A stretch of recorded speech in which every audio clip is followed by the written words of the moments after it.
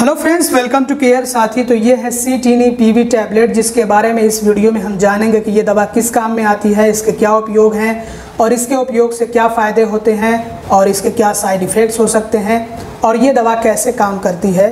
तो इस वीडियो से आप लोगों को CTNE-PV टैबलेट के बारे में पूरी जानकारी मिल जाने वाली है, तो प्लीज़ पूरा वीडियो देखिएगा। अब आइए सीधा वीडियो के टॉपिक की तरफ बढ़ते हैं। तो ये कॉग्निटिव इन्हेंसर है, मतलब एक ऐसी दवा है जिसके इस्तेमाल से दिमाग तेज़ होता है, दिमाग बढ़ता है, जो संज्ञानात्मक शक्ति होती है उसमें वृद्धि आती है। तो इस दवा के इस्तेमाल से सूझबूझ की जो क्षमता होती है उसमें वृद्धि होती है, तो सोचने समझने में भी मदद मिलती है। यानी कि ये दवा कुछ ऐसे काम करती है कि जिससे दिमाग तेज़ काम कर पाता है, दिमाग अच्छे से काम कर पाता है, ब्रेन फंक्शन को इम्प्रूव करने में मदद करती है, याददाश्त को बढ़ाती है। तो ये दवा कॉग्निटिव इन्हेंसर के तौर पर काम करती है। इसके अलावा ये दवा ब्रेन सेल्स को प्रोटेक्ट करती है, यानी कि सुरक्षा देती है। इसके अलावा ये दवा ब्रेन में ब्लड फ्लो को इम्प्रूव करती है, तो जिससे कि ब्रेन को इनफ ब्लड मिल पाता है, अच्छे से खून मिल पाता है, तो अच्छे से ऑक्सीजन मिल पाएगा, तो जिसके चलते जो ब्रेन सेल्स हैं वो प्रोटेक्टेड रहते हैं, उनकी सुरक्षा हो पाती है, वो डैमेज होने से, डेड होने से बच जाते हैं। तो इस तरह से ये हमारे ब्रेन की सुरक्षा करने में दवा मदद करती है। जो ब्रेन सेल्स होते हैं, जो न्यूरॉन्स होते हैं, उनको ये सुरक्षित रखने में मदद करती है। इसके अलावा इस दवा में कुछ ऐसे केमिकल कंपाउंड मिलाए गए हैं कि ये दवा जो ब्रेन सेल्स होते हैं उनको रिपेयर करने में भी मदद करती है। तो इस दवा के इस्तेमाल से ब्रेन सेल्स डैमेज होने से बचते हैं, डेड होने से बचते हैं, और जो ख़राब ब्रेन सेल्स होते हैं उनको रिपेयर करने में भी मदद करती है ये दवा। और अब बात कर लेते हैं इसके इस्तेमाल के बारे में, उपयोगों के बारे में, कि इस दवा का इस्तेमाल कब किया जा सकता है, किन कंडीशंस में किया जा सकता है। तो देखिए, सबसे पहले तो ये दवा बिना प्रिस्क्रिप्शन के नहीं मिलती है। ये दवा सिर्फ डॉक्टर के प्रिस्क्रिप्शन पर ही लेना चाहिए है, अपनी मर्ज़ी से इस दवा का इस्तेमाल नहीं करना चाहिए है, या फिर किसी भी तरह की दवा का इस्तेमाल अपनी मर्ज़ी से कभी भी नहीं करना चाहिए है, नहीं तो ये हमारे लिए हानिकारक भी साबित हो सकती है। तो इसलिए किसी भी तरह की दवा का इस्तेमाल करना हो तो सबसे पहले आप डॉक्टर से मिलें, डॉक्टर से बात करें और अपनी कंडीशन के बारे में डॉक्टर को बताएं, तो डॉक्टर आपको सलाह देंगे कि आपको कौन सी दवा लेनी है और कितना डोज लेना है दवा का। ये सब आपको डॉक्टर बताते हैं, कितने टाइम तक आपको दवा लेते रहना है, तो इन सब के बारे में आपको डॉक्टर जानकारी देते हैं। बहरहाल हम बात कर लेते हैं इसके यूजेस के बारे में, मतलब कि इसका इस्तेमाल कब किया जा सकता है, किन कंडीशंस में किया जा सकता है। तो इसका इस्तेमाल आम तौर पर किया जाता है जब ब्रेन फंक्शन में इम्प्रूवमेंट लाना हो, मतलब कि जब ब्रेन डल हो जाए, अच्छे से काम ना करे, जैसे कि जो भूलने की बीमारी होती है तो उसमें दिमाग अच्छे से काम नहीं कर पाता है, तो ऐसी कंडीशन में भी इस दवा का इस्तेमाल किया जा सकता है, जिसको हम अल्जाइमर बोलते हैं। अल्जाइमर जो कि आमतौर पर ऐसे लोगों में होता है जो बहुत ज़्यादा उम्र दराज होते हैं, मतलब जिनकी उम्र बहुत ज़्यादा होती है, तो बुज़ुर्ग लोगों में इस तरह की समस्याएँ पाई जाती हैं आमतौर पर, तो उनको दिया जा सकता है।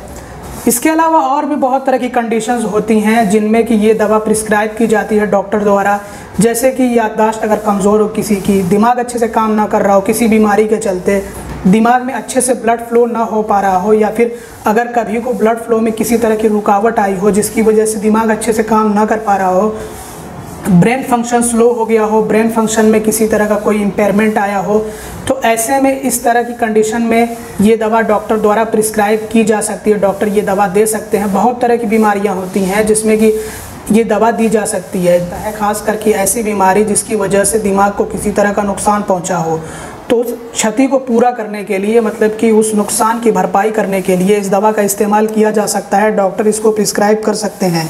इसके अलावा जब सर पर चोट लगती है तो कुछ ऐसी चोट भी होती है जो कि दिमाग तक पहुंचती है, तो उसकी वजह से भी ब्रेन फंक्शन में कुछ इम्पेयरमेंट आता है, मतलब गड़बड़ी आती है, दिमाग में अच्छे से ब्लड फ्लो नहीं हो पाता है, या फिर कहीं पे चोट लगती है उसकी वजह से ब्लड फ्लो में कोई इशू आ जाता है, दिमाग में कोई दिक्कत आती है, तो ऐसी कंडीशन में भी ये दवा प्रिस्क्राइब की जा सकती है, मरीज़ को ये दवा दी जा सकती है ताकि दिमाग को जो नुकसान पहुँचा है उसकी भरपाई की जा सके।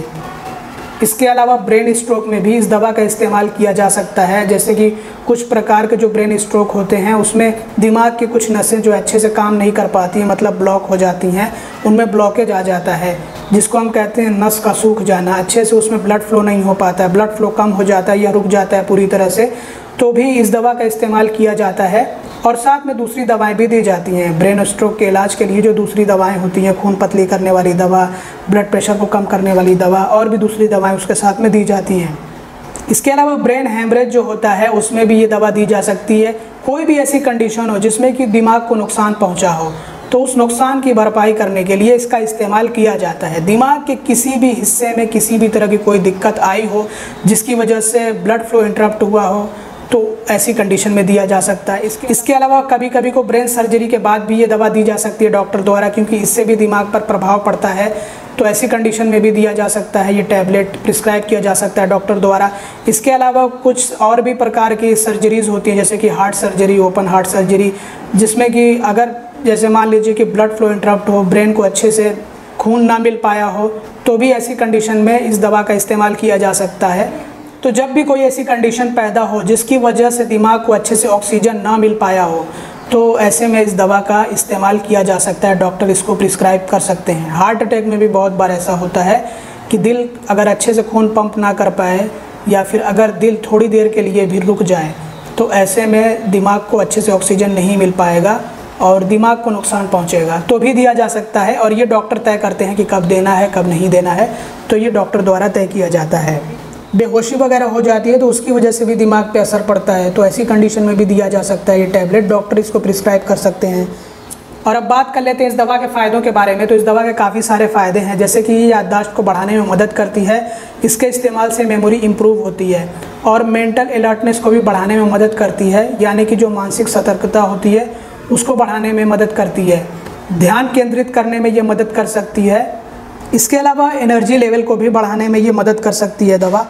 एनर्जी लेवल को ये ऐसे बढ़ाती है दवा कि ये जो नर्व कंडक्शन होता है उसको इम्प्रूव करती है, और नर्व सेल्स के बीच में जो कम्युनिकेशन होता है उसको ये इम्प्रूव करती है, उसको सुधारने में मदद करती है, तो जिससे ब्रेन फंक्शन इम्प्रूव होता है, दिमाग अच्छे से काम कर पाता है। तो जब दिमाग अच्छे से काम करेगा तो इससे हमारे शरीर में भी फुर्ती आएगी। दिमाग अगर अच्छे से काम करेगा तो इससे जो है वेकफुलनेस भी आएगा, सुस्ती नहीं होगी। तो इस तरह से ये दवा फ़ायदे पहुँचाती है। इसके अलावा ये दिमाग को हार्मफुल केमिकल्स से बचाने में भी मदद करती है। ऐसे हार्मफुल केमिकल्स जिनकी वजह से अनप्लेजेंट चेंजेस होते हैं, मतलब कि हमारा ब्रेन फंक्शन वो डिक्रीज़ होता है, उसमें बदलाव आता है, ब्रेन फंक्शन जो है ख़राब होता है, कम हो जाता है, दिमाग अच्छे से काम नहीं कर पाता है, सुस्ती होती है। तो इस तरह के जो हार्मफुल केमिकल्स होते हैं उनसे ये दवा दिमाग को बचाने में मदद करती है। इसके अलावा ये दवा ब्रेन सेल्स को प्रोटेक्ट करती है, बचाती है, जिससे कि ब्रेन हमारा प्रोटेक्टेड रहता है, दिमाग को ये सुरक्षा देने में मदद करती है दवा। इसके अलावा ये दवा थॉट्स को इम्प्रूव करती है, मतलब जो सोचने समझने की क्षमता होती है उसको सुधारती है, और जो बिहेवियर होता है, व्यवहार होता है हमारा, उसमें भी सुधार पैदा करने का काम करती है, और ओवरऑल क्वालिटी ऑफ लाइफ यानी कि ज़िंदगी की गुणवत्ता में भी सुधार पैदा करने का काम करती है ये दवा। और अब आइए बात कर लेते हैं कुछ सेफ्टी एडवाइस और प्रिकॉशंस के बारे में। तो ये दवा लेते समय आपको कुछ सावधानियां बरतनी चाहिए हैं। सबसे पहले तो आपको ये दवा अपनी मर्ज़ी से नहीं इस्तेमाल करना है, अपनी मर्ज़ी से नहीं लेना है। ये दवा आपको सिर्फ डॉक्टर की सलाह पर ही लेना चाहिए। अगर आपको डॉक्टर ये दवा प्रिस्क्राइब करते हैं तभी आपको ये दवा लेना है। तो जब भी आप ये दवा ले रहे हो तो कुछ सावधानियां आपको बरतनी चाहिए हैं, जैसे कि ये दवा आपको ध्यान से लेनी चाहिए है रोज़ाना, और एक ही टाइम पर लें तो बेहतर। इससे क्या होता है कि जो दवा की मात्रा है वो समान रूप से आपके शरीर में बनी रहेगी, तो दवा आपको अच्छे से फ़ायदे पहुंचा सकेगी, अच्छे से काम कर सकेगी। और आपको ये दवा कभी भी डबल डोज में नहीं लेना है कि कभी आप भूल गए तो आपने डबल डोज कर लिया अगले दिन, ऐसा आपको नहीं करना है। अगर आप दवा भूलें तो जैसे आपको याद आए आप ले लें, लेकिन अगर आप भूल गए और आपको अगले दिन जब आप दोबारा दवा ले रहे हैं तब याद आ रहा है तो आपको डबल डोज नहीं करना है, बल्कि जैसे आप दवा ले रहे हैं वैसे ही आपको लेना है। डोज में आप जो है कम या फिर ज़्यादा नहीं कर सकते हैं अचानक से। डोज में आप अपनी मर्ज़ी से बदलाव नहीं कर सकते हैं। भूल गए हैं तो अब कोई बात नहीं, जब आप नेक्स्ट टाइम ले रहे हैं तो जितनी डोज है इसकी उतनी ही, जितनी आपके लिए रिकमेंडेड है उतनी ही डोज लें। इसके अलावा आपको ये दवा अपनी मर्ज़ी से छोड़ना नहीं है, इसको बंद नहीं करना है। जब तक कि आपके डॉक्टर आपको ये दवा रिकमेंड करें, लेते रहने को कहें, तब तक लेते रहना है। जब आपके डॉक्टर ये दवा बंद करने को कहें तभी आपको बंद करना है अपनी मर्ज़ी से। अगर आप ये दवा बंद करते हैं तो हो सकता है कि आपकी कंडीशन और ज़्यादा ख़राब हो जाए, तो इसलिए डॉक्टर की सलाह पे आपको ये दवा लेते रहना है जब तक डॉक्टर आपको ये दवा लेते रहने को कहें। और अब बात कर लेते हैं इसके साइड इफ़ेक्ट्स यानी कि दुष्प्रभावों के बारे में। तो हम सिर्फ कॉमन साइड इफ़ेक्ट्स यानी कि जो आम दुष्प्रभाव होते हैं उन्हीं के बारे में चर्चा करेंगे। तो आइए बात कर लेते हैं कुछ कॉमन साइड इफ़ेक्ट्स के बारे में, जैसे कि इसके इस्तेमाल से पेट दर्द हो सकता है, या फिर रैशेज़ हो सकते हैं, मतलब कि दाने निकल सकते हैं छोटे छोटे से। इसके अलावा फ्लशिंग हो सकती है। फ्लशिंग एक ऐसा एहसास होता है जिसमें कि गर्माहट महसूस होती है चेहरे पे या गर्दन के आसपास या फिर नाक के आसपास के हिस्से में गर्माहट महसूस हो सकती है। इसके अलावा नर्वसनेस हो सकता है, इसकी वजह से आपको घबराहट हो सकती है, क्योंकि इससे जो जब दिमाग अच्छे से काम करता है और अपने जो है पूरे पोटेंशियल से काम करता है तो होता है ये सब थोड़ा बहुत मतलब इशू आ सकता है। इसके अलावा जो मूवमेंट यानी कि जो चाल होती है उसमें कुछ एबनॉर्मलिटी आ सकती है, असामान्यता आ सकती है चलने फिरने में, मतलब कि थोड़ा लड़खड़ाहट जैसा महसूस हो सकता है। इसके अलावा कपकपी हो सकती है, और जिन लोगों को बहुत ज़्यादा कपकपी होती है ना वो थोड़ा डॉक्टर से इसके बारे में बातचीत कर लें, तभी इस दवा का इस्तेमाल करें, क्योंकि हो सकता है कि इसके इस्तेमाल से और ज़्यादा कपकपी बढ़ जाए। और जिनको सीजर्स वगैरह आते हैं, मतलब झटके वगैरह आते हैं, दौरे पड़ते हैं, तो उनको इन सब के बारे में अपने डॉक्टर को ज़रूर से बताना चाहिए। जिनको मिर्गी के दौरे पड़ते हैं उनको भी बता देना चाहिए अपने डॉक्टर को, नहीं तो हो सकता है कि ऐसी कंडीशन में अगर दिमाग और बेहतर तरीके से काम करे, मतलब और अच्छे से काम करे, तो और ज़्यादा तेज़ झटके आएँ। तो इसलिए कुछ लोगों को थोड़ा सा सावधानी बरतनी पड़ती है, थोड़ा एहतियात करना पड़ता है। जो इसके अलावा जो लोग एंग्जाइटी के पेशेंट है, डिप्रेशन वाले, मेंटल हेल्थ कंडीशन है किसी तरह की, तो उनको भी अपनी कंडीशन के बारे में डॉक्टर को पूरी जानकारी दे देना चाहिए, बता देना चाहिए। इसके अलावा इसके इस्तेमाल से वज़न बढ़ सकता है, तो वज़न को बढ़ने से रोकने के लिए एक्सरसाइज करते रहना होगा रेगुलरली, और एक बैलेंस्ड डाइट लेना होगा ताकि वज़न तेज़ी से ना बढ़े। और ये जो साइड इफ़ेक्ट्स होते हैं इनको लेकर ज़्यादा चिंता करने की ज़रूरत नहीं होती है, क्योंकि ये साइड इफ़ेक्ट्स अपने आप धीरे धीरे करके चले जाते हैं। लेकिन अगर आप में कोई साइड इफ़ेक्ट लगातार बना रहे, लंबे समय तक बना रहे, तो ऐसे में आपको डॉक्टर को ज़रूर से इसके बारे में बताना चाहिए है। या फिर अगर आप चिंतित हो साइड इफ़ेक्ट्स को लेकर के, तो भी आप बात कर सकते हैं अपने डॉक्टर से। या फिर अगर आप में कोई साइड इफ़ेक्ट सीवियर हो तो ऐसे में तुरंत आपको अपने डॉक्टर से बात करना चाहिए। कोई एलर्जी आपको दिखे तो तुरंत अपने डॉक्टर से संपर्क करना चाहिए। और अब बात कर लेते हैं कि इस दवा का कैसे इस्तेमाल करना होता है। तो ये टैबलेट्स हैं, तो टैबलेट्स आपको सीधा पानी के साथ में निगलना होता है, और इसको खाना खाने के बाद या फिर खाने से पहले भी लिया जा सकता है। वैसे खाना खाने के बाद ही लेना बेहतर होता है, और डॉक्टर आपको बता देते हैं कि कैसे आपको ये दवा लेना है, कैसे ये टैबलेट आपको लेना है और इसकी कितनी डोज़ लेनी है, इसके बारे में भी डॉक्टर आपको बता देते हैं। तो जो इसकी डोज़ होती है ये डॉक्टर द्वारा तय करी जाती है मरीज़ की कंडीशन को देखते हुए। लेकिन आमतौर पर देखा जाए तो 2 डोज़ यानी कि 2 टैबलेट्स दिन भर में लेने की सलाह दी जाती है डॉक्टर द्वारा, 2 टाइम पे, सुबह और शाम में। आप यहाँ पे देख भी सकते हैं। लेकिन इसकी जो डोज़ है ये अलग अलग मरीज़ों में अलग अलग हो सकती है, और ये डॉक्टर द्वारा तय करी जाती है मरीज़ की कंडीशन के अकॉर्डिंग। तो ये टैबलेट्स हैं तो इनको पानी के साथ में निगलना होता है, इनको तोड़ना या फिर चबाना नहीं होता है। और अब बात कर लेते हैं कि ये दवा कैसे काम करती है। तो इसमें 3 केमिकल कंपाउंड मौजूद हैं, और इसमें यहाँ पे 2 दवाएं, एक ये जो है गिंको बिलोबा, ये एक्सट्रैक्ट है, एक तरह का जो है आप कह सकते हैं कि जड़ी बूटी या फिर जो है हर्ब है। तो इसमें मेन 3 दवाएं मौजूद हैं, गिंको बिलोबा, विन्पोसिटीन, पैरासीटाम।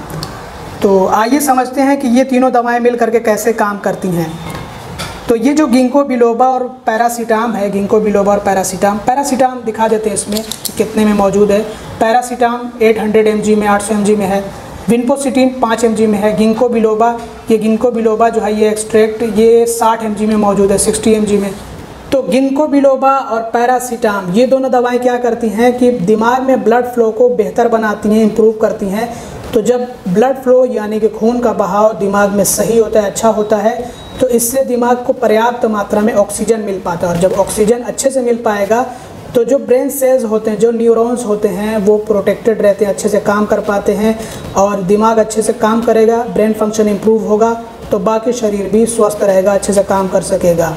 तो इस तरह से ये दोनों दवाएं मिल करके काम करती हैं। और जब ब्रेन को अच्छे से ऑक्सीजन मिल पाएगा तो ब्रेन के जो सेल्स हैं वो डैमेज नहीं होंगे। तो ये जो दोनों दवाएं हैं गिंको बिलोबा और पैरासीटाम, ये दोनों दवाएं जो हार्मफुल केमिकल सब्सटेंसेस होते हैं, फ्री रेडिकल्स होते हैं, उनसे दिमाग को बचाने का काम करती हैं ये दोनों दवाएं मिल करके। इसके अलावा इसमें जो विन्पोसिटीन है ये ब्रेन और नर्वस सिस्टम को ऑक्सीजन प्रोवाइड करता है, और ब्रेन और नर्वस सिस्टम को ऑक्सीजन की कमी नहीं होने देता है। तो इस तरह से ये तीनों दवाएं मिल करके काम करती हैं। तो ये थी पूरी जानकारी C-TiNi-PV टैबलेट के बारे में। उम्मीद करते हैं कि ये वीडियो आप लोगों के लिए हेल्पफुल और इन्फॉर्मेटिव रहा होगा। तो अगर आपको ये वीडियो पसंद आया हो तो ज़रूर से इसको लाइक कर दीजिएगा। चैनल को अब तक सब्सक्राइब ना किया हो तो सब्सक्राइब भी कर दीजिएगा, और इस वीडियो को ज़्यादा से ज़्यादा शेयर करिएगा। Thanks for watching, bye bye.